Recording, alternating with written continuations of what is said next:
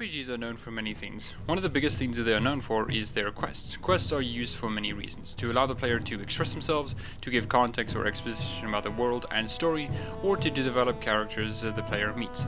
But depending on the quest design, these reasons can be articulated differently, and Bioware and Larian embody these different quest designs. But before I compare them, I have to establish the two different types an RPG quest can be. Now, the two different types are more of a spectrum and not a yes or no deal. As at the far right you can see linear quest design. At the far left you can see non-linear quest design. Linear quest design is described as simply A to B, A being the starting point, the line being the path towards B, and B being the end point. An example of linear quests is a mayor asks you to get rid of bandits. They have been harassing the town, except in the quest you move toward the bandit camp.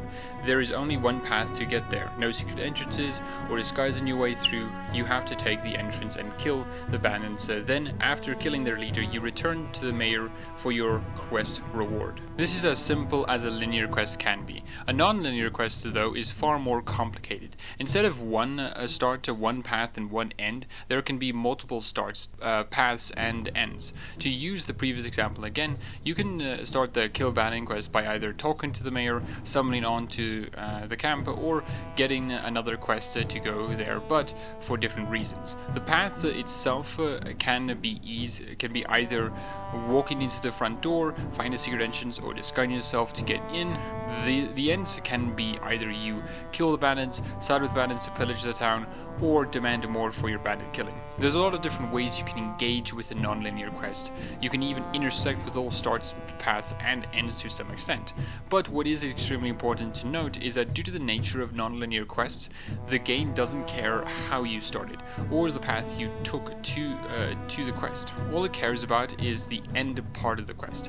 It also doesn't care about pacing as much, because it allows the player to set the pace. With that established, I am now going to compare how Bioware and Larian's quest design, main quest and a side quest, differ and the reasons why they differ. On the spectrum, I would place Bioware closer to the linear end, and Larian would be on the far left of non-linear quest design. The reason being is that Bioware, while offering a lot of choices, is still quite linear in their quests. Just to clarify, this isn't me saying it is a straight line, just that they are more linear than Larian.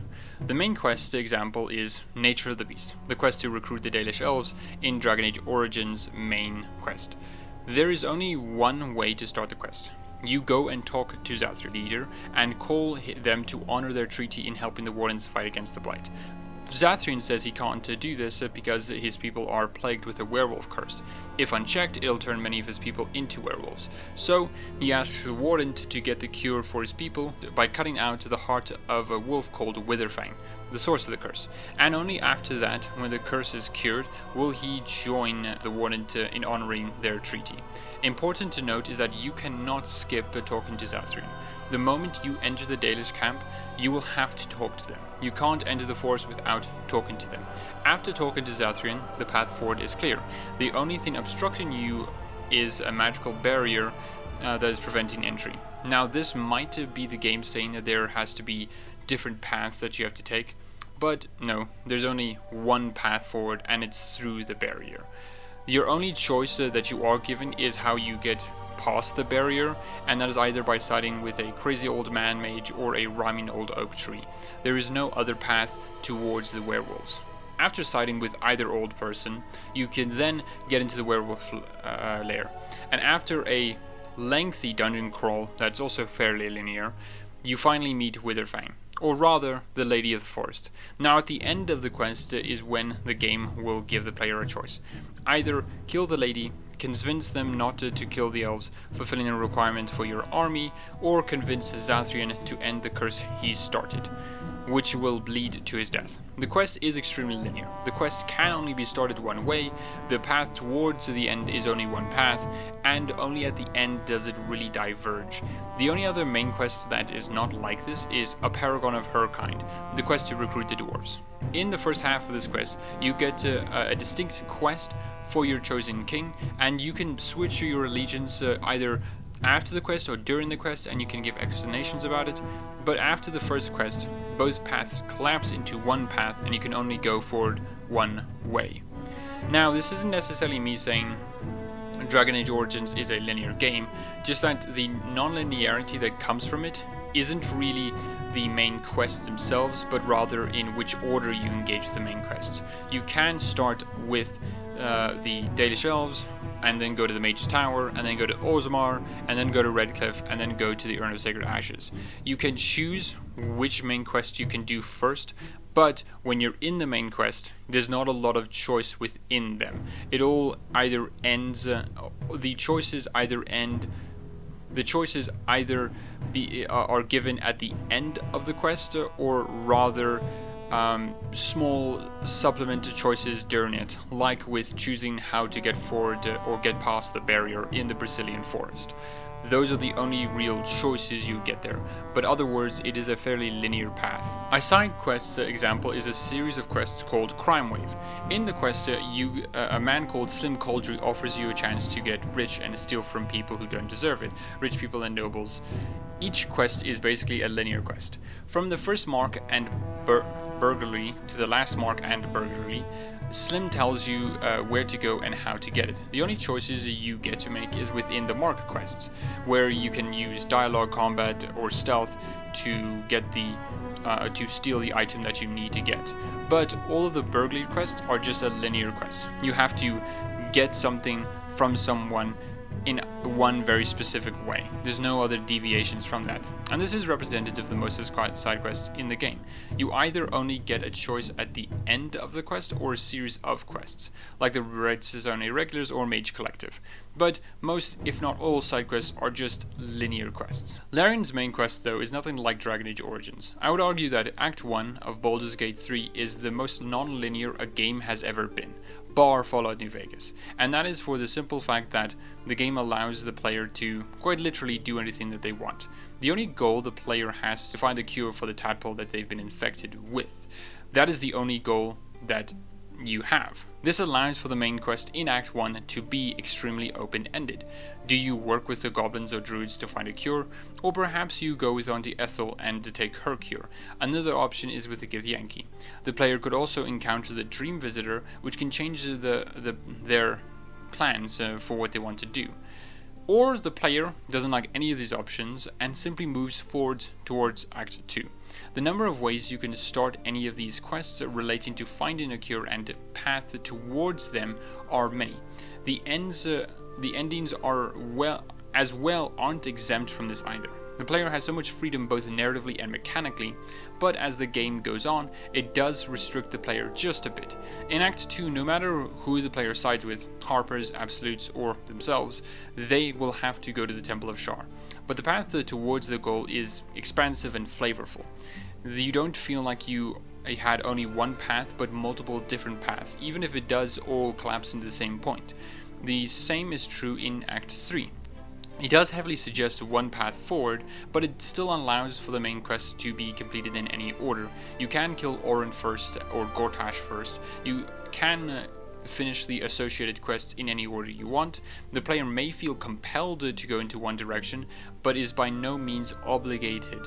The game's quest design may have started like this, but ended like this, which is still pretty non-linear compared to Bioware.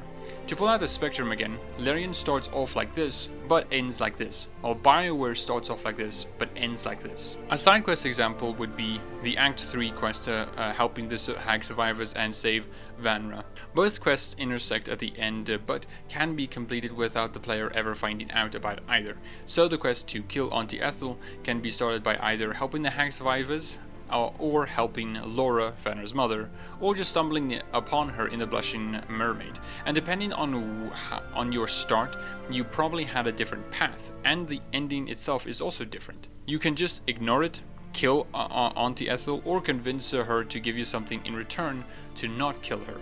And this is a quest at the end of the game where the non-linearity has been reduced. So why does Bioware and Larian differ in their quest designs? The answer being they are trying to accomplish different goals. Bioware's goal isn't to give the player absolute freedom. The goal has always been, since Baldur's Gate 1 and 2, to tell a story and to make good characters. Linear quest design may not give the player a lot of room to express themselves, but what it allows is for a single story to have more time and resources dedicated to develop it. The Mass Effect series, I would argue, is pretty linear. The reason for its linearity is because it allows the story to build context and tension without fearing the player will miss it, or skip it, or ruin the pacing, thus reducing the impact to the story moments. Saren would be a far less compelling villain if you could just kill him at the start of the game. Same with the companions.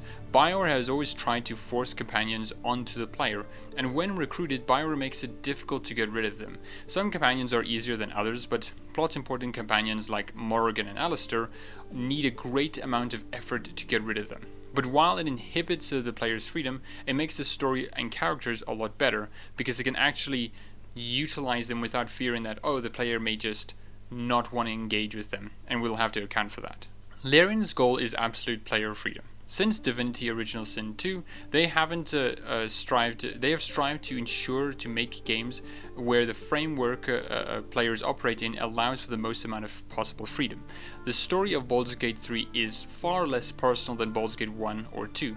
Baldur's Gate 1 and 2 has you only playing as the Balespawn. You can customize who the Balespawn is, but it is always in reference to being a Balespawn and Garain's ward. That informs a lot of the story and its twists and turns. Baldur's Gate 3 doesn't have playable characters where the story Baldur's Gate 3 does have playable characters where the story is more personal, but just because they exist doesn't absolve the issue of non-personal characters in the story. The quests have to be designed half and half. It can't commit to one because if it did, the player's freedom would be reduced, or the other playable characters' personalities would be reduced, leaving the story to be essentially generic and open. Another byproduct of this design is that the player sets the pace, but what it lacks in meaning, what it lacks in making the story the focus, it gains in making the player feel like that they are in charge. And that is the difference between the two studios. They may operate in the same genre, but express it in different ways. I hope you did enjoy this video. If you like it, do like it. If you want to subscribe, do subscribe. I would greatly appreciate it. And additionally, if you have any suggestions, ideas, or agreements or disagreements about this video, please do leave a comment down below. I hope you enjoy your day.